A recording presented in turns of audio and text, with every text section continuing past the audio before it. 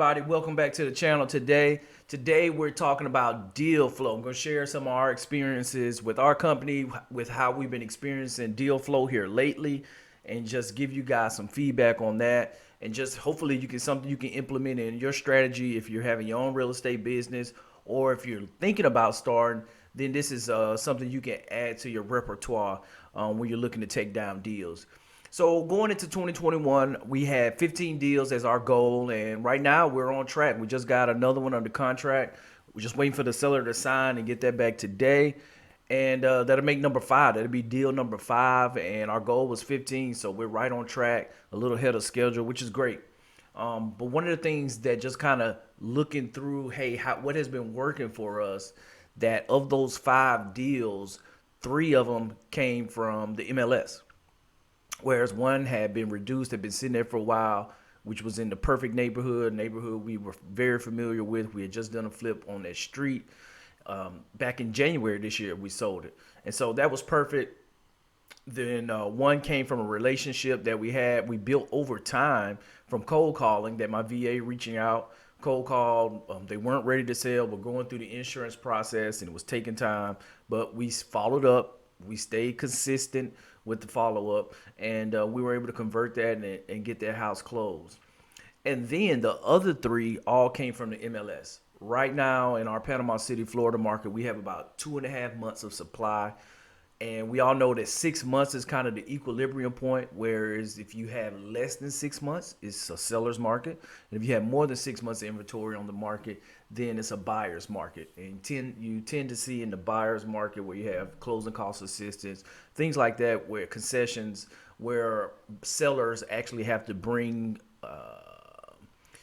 something to the table to entice buyers to buy from them or to take their house. And you see less appreciation during those times as well when you have a buyer's market, because you have more inventory to choose from, and so sellers can't command a high price. So we're not seeing that scenario play out in most of the United States, actually, but definitely not in the Panama City, Florida market. One of the great reasons why I'm bullish on Panama City is the United States government just poured in $2.5 billion over the next 3-4 years now to rebuild the base. And so there's a limited supply of housing. They can't build them fast enough, and people are always going to need somewhere to stay. And especially when you reopen a major base that has 5,000-6,000 people coming to work, then yeah, it's a big deal. It's going to be a big strain on the housing market with being able to recover. So the first one, as I said, it was reduced price, had been on there. We got it. But here recently, we found one, and I'll say it came from the MLS. I found it on Zillow. One of the hacks that I do when I wake up, I always see, hey, what came up on Zillow in the middle of the night.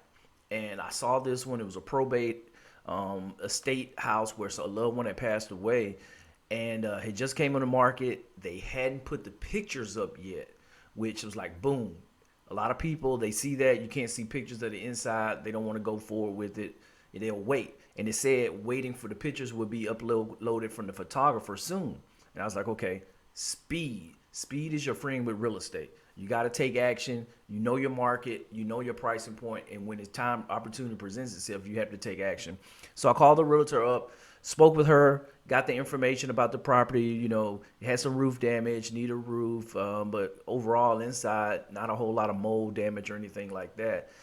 And they were just waiting for the photographer to upload the pictures. And so the list price was $89,000. I knew the after repair value around $130 a square foot. So I knew we'll be somewhere around $170K on the after repair. And now I think we're going to be a little bit higher, just with look at some of the brand new construction in that area with the comps. And so knowing that, I was going in at $85,000 cash. She thought that would be something the owners would consider. And so I reached out to my realtor, like, hey, let's put an offer in. And subsequently, talking back to the realtor, she was expecting two other offers. So we went in and we went up $1,000 over list price. We knew nobody had really got a chance to see it, and nobody had pictures of the inside, but we know our market. And so, one of the things I tell you, if you get under contract, you got a contingency. If you see something in there that stands out that you don't like, then you don't have to move forward with it. You get your earnest money back. And so we were able to get under contract. We came in $1,000 over asking price, and it works for our rehab numbers, and we got it. And looking at this second one that just came, it haven't even hit the MLS yet. And relationships, I mean, we'll talk a little bit more about that. But the difference between contacts and contracts is the R in the middle, and that R is relationships. And my realtor had a relationship with the listing agent.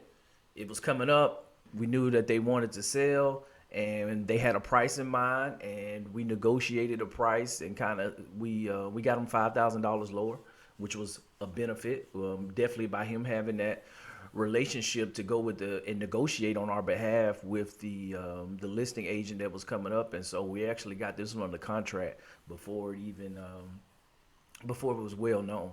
And so just being able to have those relationships, you can go direct to sellers. And we got one of the other one that we had. We actually got that lead from our website. So they came in on the website. I got them on the phone.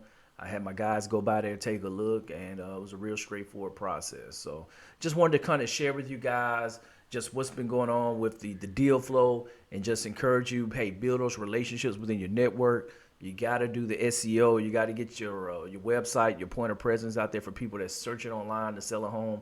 And then also you got to mix in the direct mail, in which this guy, he received a postcard from us, went to our website, liked what he saw on the website, and actually put in the information about the house.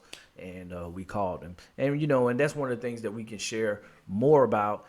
If you're interested in learning more about real estate, go to the website, opinvestnow.com, and put your information in, and put in the comment section beta course. So I'm about to launch the course, should be coming out next month with the content. I'm putting Operation Restore in a box. I'm putting our renovation business in a box. How we manage the deals, how we find the deals, how we sell the deals, and the philosophy, everything that I've learned the last 10 years in my journey in real estate. And just from all the seminars, the mastermind groups I'm a part of, all the books that I've read, and just taking all that and bringing it together to help you guys get started without making mistakes, without, having to wait 10 years to go through and learn all this stuff, and to do it the right way where you guys can come in from day one and be very, very profitable and successful. So if that's something that interests you about the course, definitely sign up on our website and drop in the comments beta course, so I can get that out to you guys when we drop the beta, and can get great feedback, and and we can continue to go from there. And always make sure you hit the thumbs up button, subscribe, and share this content with somebody else in your network that's interested in real estate investing. And I'll see you on the next one.